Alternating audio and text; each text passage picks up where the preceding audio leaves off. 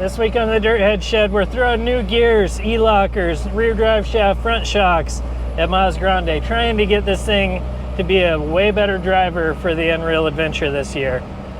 It's a lot of work. I hope you dig it.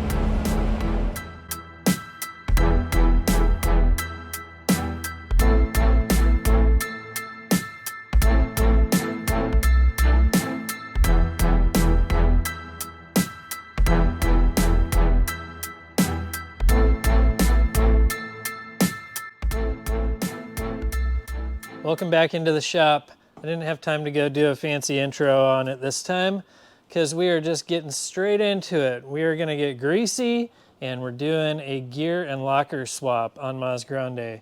This is my 1990 Mazda B2600 rock crawler project. It's got a Dana 60 in the front and a Dana 70 out back, and it has 717 gears in it, and it's got lockers that are automatic lockers. They're on basically all the time.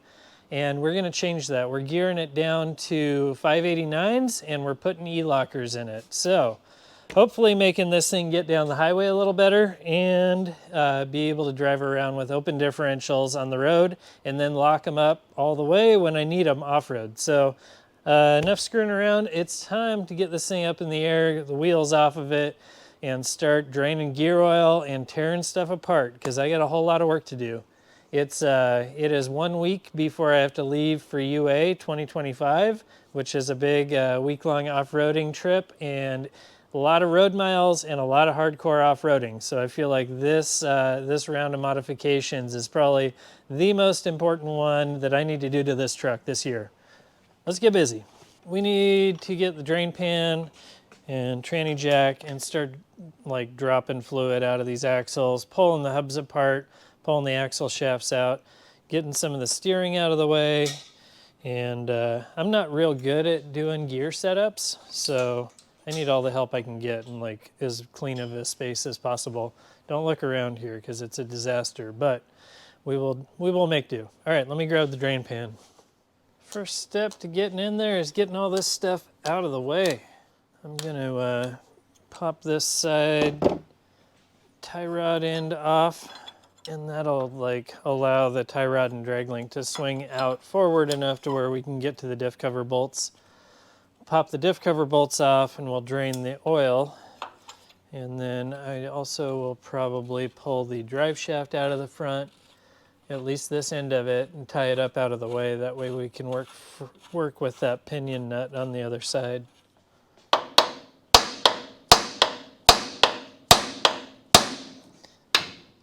Cool.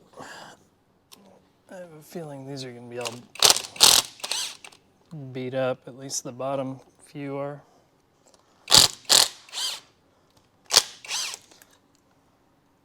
Huh. I was actually able to get onto all those. And it's just draining itself. Fluid looks like new. Oh, I have a lube locker on here. That's cool. That's one of those reusable gaskets. I forgot I had one on here. We got the diff cover off and the oil drained out of that. Now we got to pull off the hub and the brake assembly and get that axle shaft out of there. These things aren't quite as simple as the newer trucks with unit bearings. So it takes kind of a bunch of tools to make this happen. Got everything right here. Hub socket, pry bar, pick, Allen wrench, and the most important thing, a coffee can to put all these parts in. This axle is out of a 1980 Chevy K30. It's a 1-ton Dana 60, kingpin, low pinion. So it's pretty old technology by modern standards, but it's still extremely strong and you can still get parts for it pretty cheap and easy. Last winter. Oh, well, that part's all lubricated now. Probably should have seen that coming. Next up, I can get this differential / gear set out of here.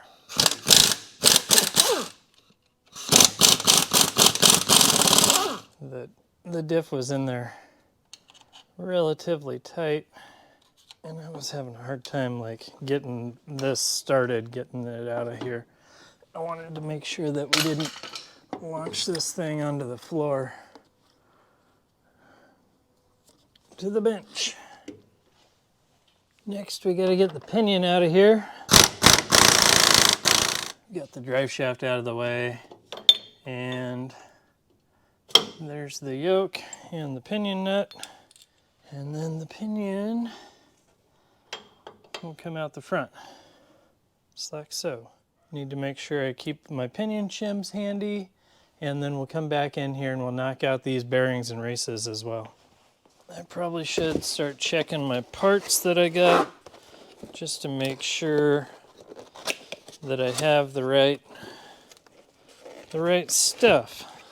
A lot of times with gears you can get thick ones or thin ones, carriers that are 456 and up, carrier brake, and yada yada yada. There's a lot of variables with gears, and I want to make sure I've got the right ones here before we tear that thing completely apart. I'm running Motive gears on this project. It has Motives in it already. We're going to a little bit different gear ratio. 7/17s to 5/86s. I've also got a full, another full install kit so that I can go through and replace pinion and carrier bearings when I'm doing this job. And we've got pinion seals, no axle seals though, so I need to make sure not to pop those ones out. Cool. This right here, this is the super slick, top secret prototype E-locker that we're going to be putting in here. We're running an Eaton ELocker. This is a new design. It's a 4-pinion carrier, and the locking mechanism is supposed to be a little bit smoother, heavier duty, easier to engage, and stronger all around than the previous models of them. They're working on a Dana 60, 70, and 80 setup for those axles, E-lockers for those axles. And I was able to get basically it's a pre-production run of the 60 locker, and then the 70 locker is actually like straight up prototype status. So pretty neat. Can kind of go through this, make sure it is what I think it is, and it's going to be ready to go together. This is rad. The housing's looking pretty good. I've got the old differential out and gear set. I've got the new gears out here, the new locker, and my install kit. So the next move is to basically duplicate everything that's going on here. I'm going to put my ring gear on, and I'm going to pull these bearings off just to check what shim thickness I have in here. I'm going to put my new bearings on with the same shim thickness. That's basically your starting point. I'm also going to make sure that I put the new pinion together using the same amount of shims here, as well as setting it up with the same pinion depth shim here, or pinion bearing preload shim here. So basically you take all of the old parts out. When you're setting up your new stuff, your baseline, your starting point is always what it had before, as long as what it had before was good, and this one was set up pretty well. So I'm going to set everything up the way this was. We'll get it into the rig and test the pattern and see if everything's good. If it's good, it's good. If not, then that's when we start moving shims around and changing things. You can tell when the race is bottomed out because it changes the tone, and then when you're hitting it, it's like rather than it soaking it up, it bounces back at you. So that is in. I will throw the pinion in, and we're going to set it up for the first couple of times with like a sacrificial pinion nut so that we can set this up a couple of times, get our shims all perfect, and then our final assembly, we'll put the seal in and we'll put the regular top lock nut on. Here's where the hard work really begins.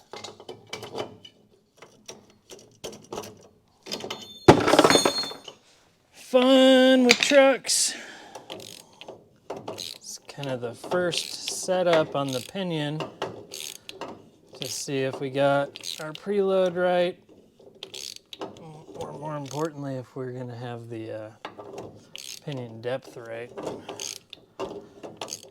There's ways to do all this with setup bearings and like a pinion nut that's ground out, and it helps with like the speed of doing this by having setup bearings.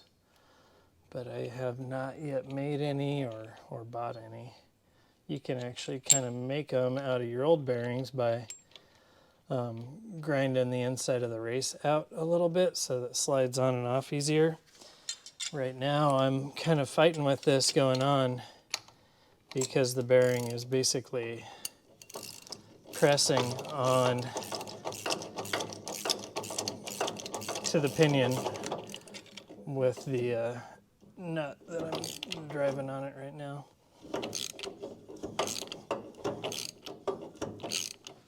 Here we go. This should be the actual install. I've got this thing all cockeyed in here now though. There we go. Now we're going to make it happen. I think we're kind of getting it now. Many trips in and out of the housing and over to the workbench and re-shimming it over and over and over again. And I think I've got the proper setup on my pattern as well as the bearing preload. Don't get too crazy with the impact wrench. Saving a little bit of time with an impact is could cost you a lot of time later if you end up jacking some threads up.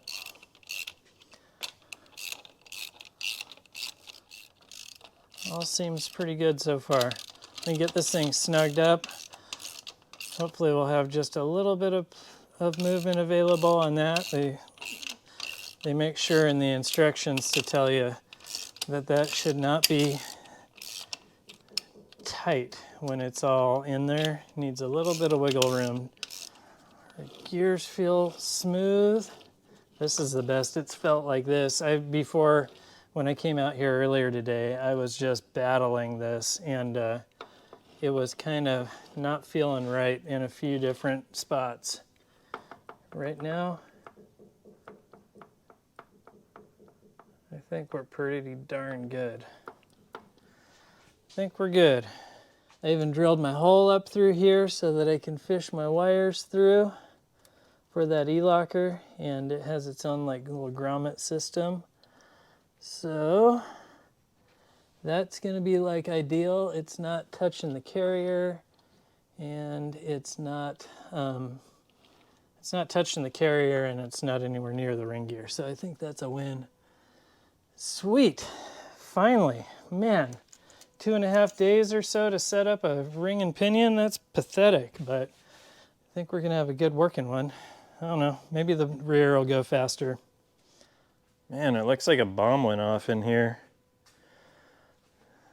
The diff cover's back on, and basically the gears and stuff are buttoned up, so that's cool. I've got to finish slamming the front axles back together and cleaning up the drive shaft and just kind of going through all of this. I'll pull this side apart as well just to like double check and make sure, find out why I had that loose wheel on here. I have a feeling I need to just put some more preload on the spring on here, or buy a springless like conversion, but I might be out of time for that. Right now I need to work on the little burgundy Mazda. I got to throw an alternator on that. It had problems the other week where it sounded like the engine was bad, and I think it was the alternator that's just coming apart inside. So I got parts for it. I'm gonna throw that on there. Then I gotta run down to the gear and axle shop because I actually had Louis Vuitton back out here, and it was getting the gears looked at. So it's all about gears and axles and alternators this week. All right, I'm gonna make that happen real quick. There we go. Fresh alternator, fresh belt. Now maybe I can actually drive this thing and listen to that cool stereo. All right, fire this up, see if we sound like it's coming apart or not. I need to put my throttle return spring retainer back on.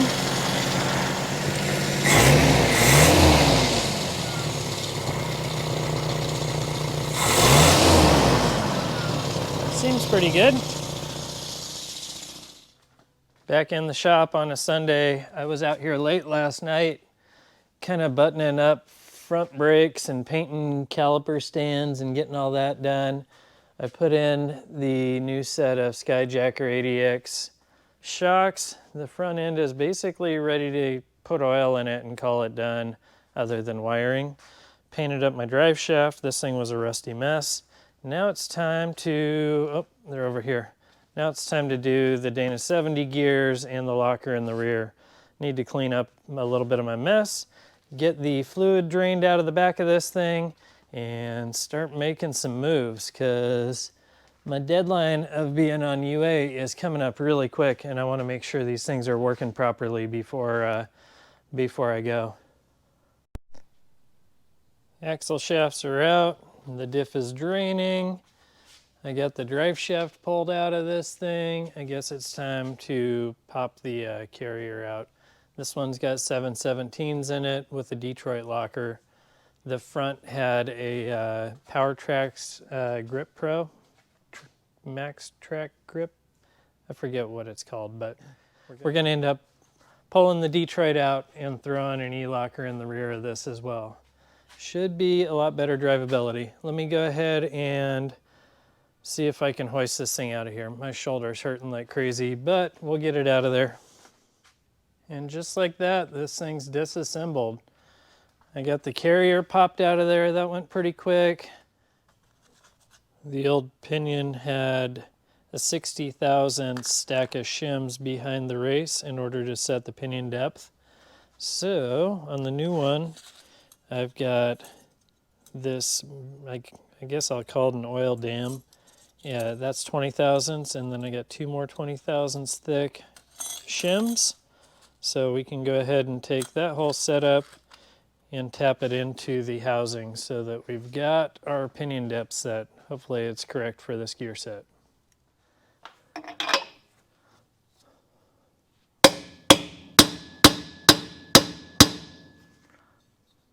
think that's it. Shims are tight. The old seal driver was the thing that finished it off. Just stepped in a bunch of gear oil. I grabbed the old pinion race to help with pressing this bearing on, since I already put the new one in the housing.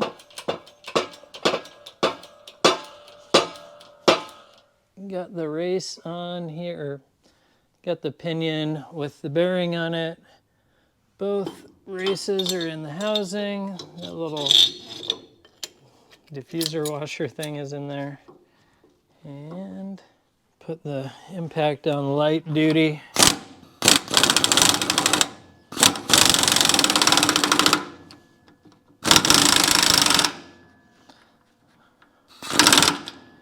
Yeah, that's too tight, so it's gonna need more pinion shim so that we don't like over tighten the bearings, but at least now I can go in and I can like set the carrier in with its bearings and see if our pinion depth is anywhere close. Remind me to add those shims before we're done. There it is. First look at the new generation Dana 70 Eaton ELocker. 4-pinion design, better engagement. This thing is rad. This was actually a prototype that they built. It's even got UA 2025. Oh geez, I don't want to bend the tabs on that. Even got UA 2025 etched on that side. Or maybe that's just painted. Super cool. Stoked to be able to like test out these products. I'm gonna throw the ring gear on it, bolt that down. I usually run a file around the surface of both this and the back of the ring gear, and that just kind of makes sure there's no like weird burrs that would hold it up. Clean it all up really good, bolt that down. I'll pull the bearings off of the old carrier and figure out what shims it had. Based off of those, then I'll shim these bearings, and that should give us our starting point. So stoked. This thing is going to be so cool.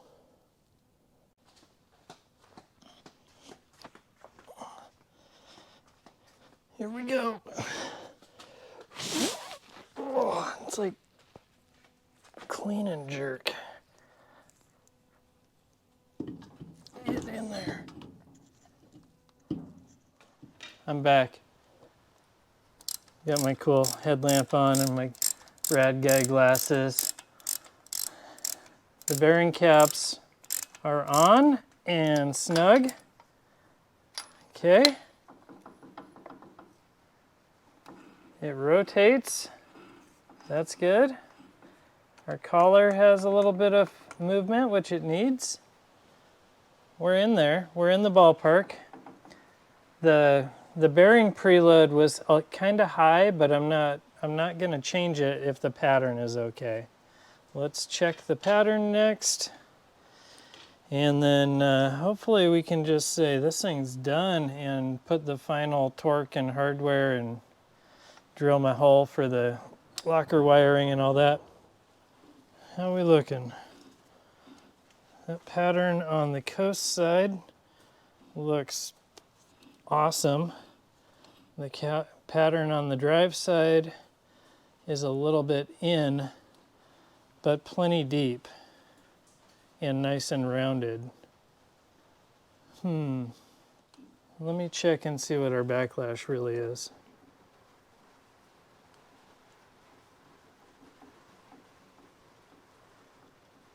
Now it feels like our backlash is only like 6 or 7 thousandths. We might let that go.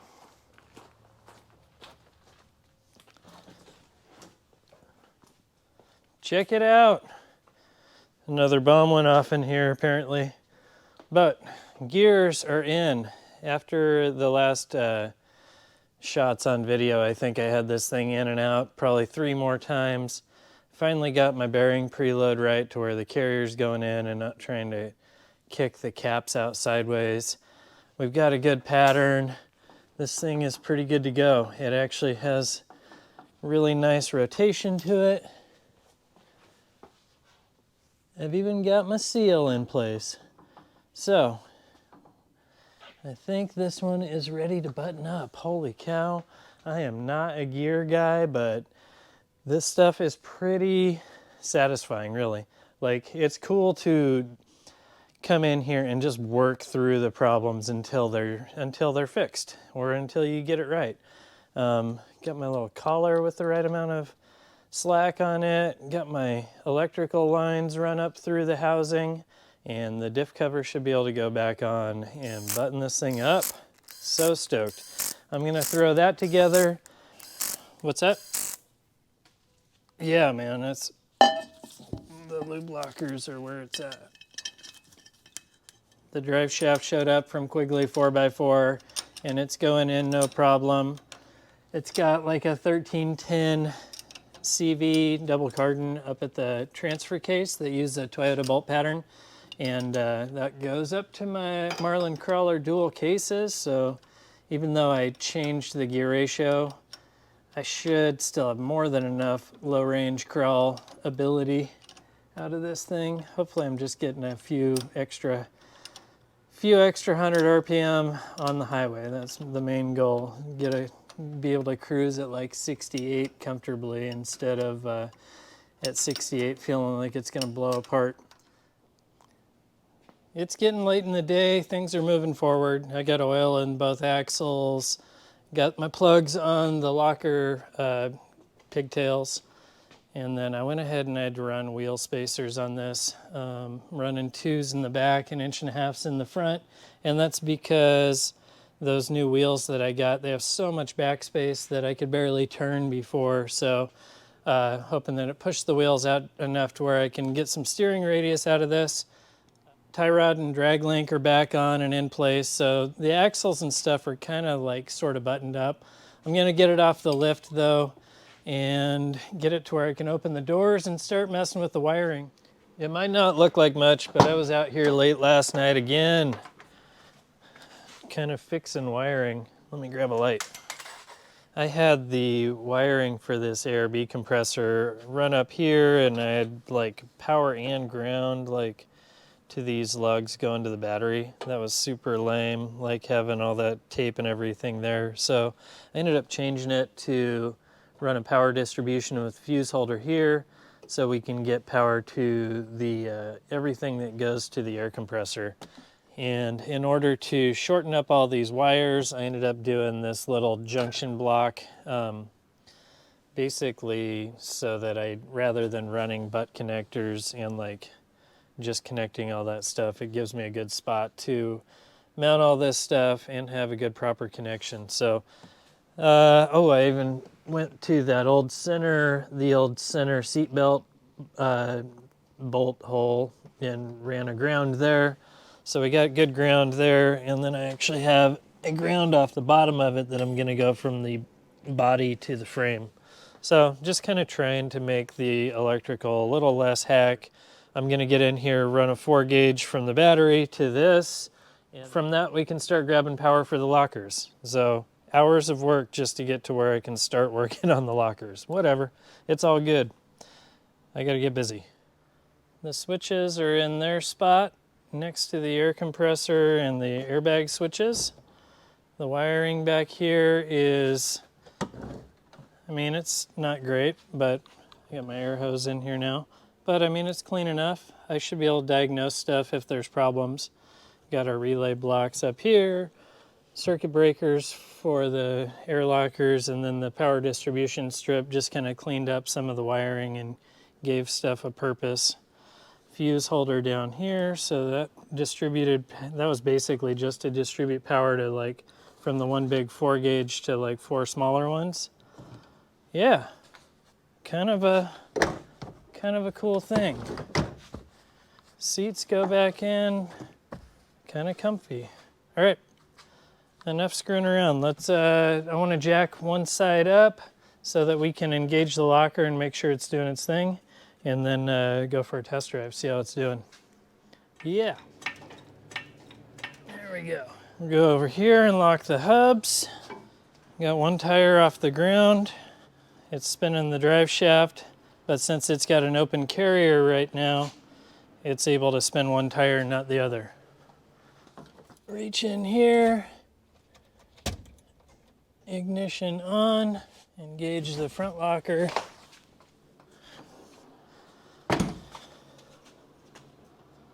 Ha! It locked.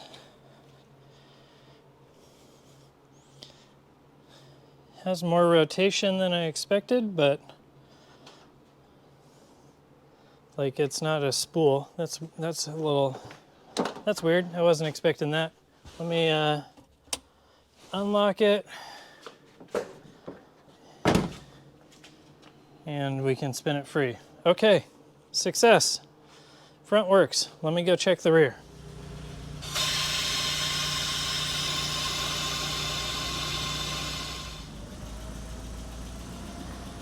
It moves under its own power. That's good. I didn't screw the gears up so bad that it's not even moving. All right, let's see how this thing drives. Made it out of the shop and we're riding some back roads. The gear setup seems pretty good. I can actually use first gear again, which is nice.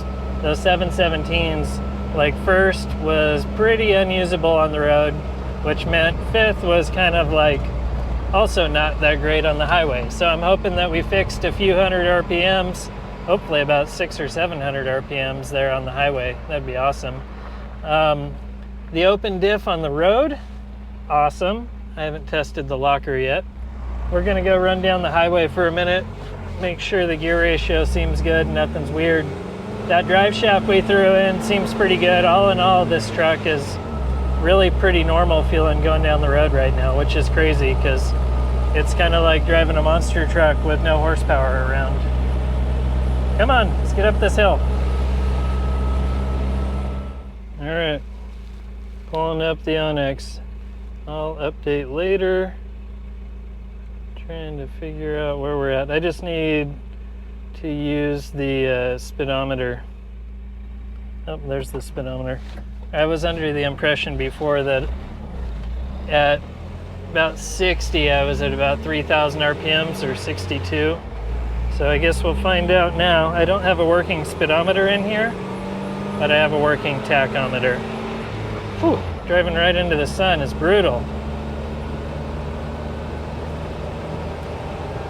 I'm telling you, just right out of the gate, this thing is such a better driver right now. The gear ratio is better. The fact that it's not like spooled up or locked up in the rear all the time is way better. I have the front hubs locked still too, which is spinning the drive shaft and axles. I don't really need to be doing that, but I forgot to unlock them when we were at the shop. How fast are we going? That's 40. 40, 2,000 RPMs in fourth gear. It's pretty normal. Let's see how it does on the highway. Whew. Man, it is hot. It was 100 degrees today, and it's kind of muggy out. Not like southern muggy, but muggy for here.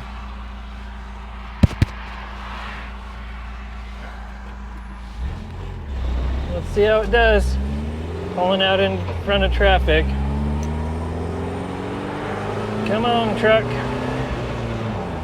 Definitely not a powerhouse, but it doesn't feels about right for a little 4-cylinder with 40s on it. The first time I was driving this thing with these tires on it, it didn't feel like it was going to move them down the road at all.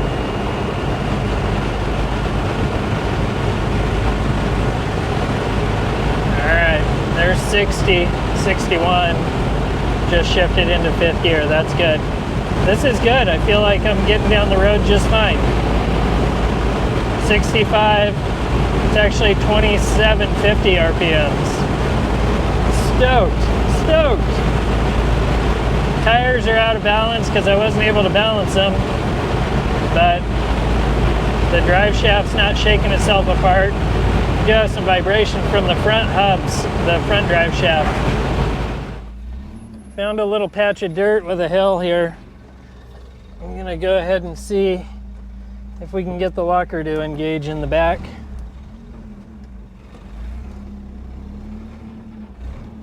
So it's open now. There we go, it's spinning.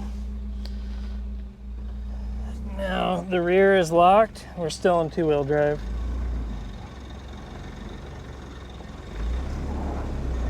There we go.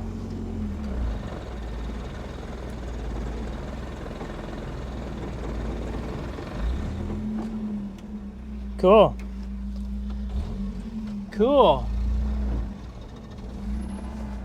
Let's see if the front's gonna engage. It's already locked in. Unlock the rear and lock the front.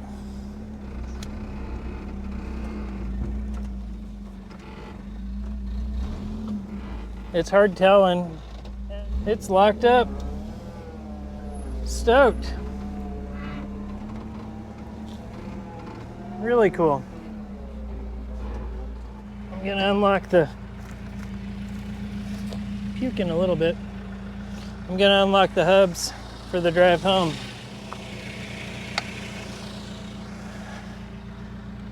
There we go, hubs are unlocked. That was a ton of work. ELockers are in, drive shafts in, gears are reset. That was so much work.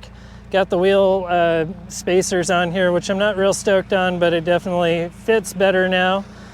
I was glad that I got a chance to go in and kind of rebuild these hubs and go through all that, make sure it's good. Stoked. New front shocks on it. Can't wait to try those out on the trail. Hopefully the next time you see this is on the road to UA. I'm gonna have my buddy showing up from Alabama here any day. We're gonna knock out a little bit more work and then hit the road. Should be a fun week of wheeling. Thank you guys for watching. That's it for this Dirthead Shed.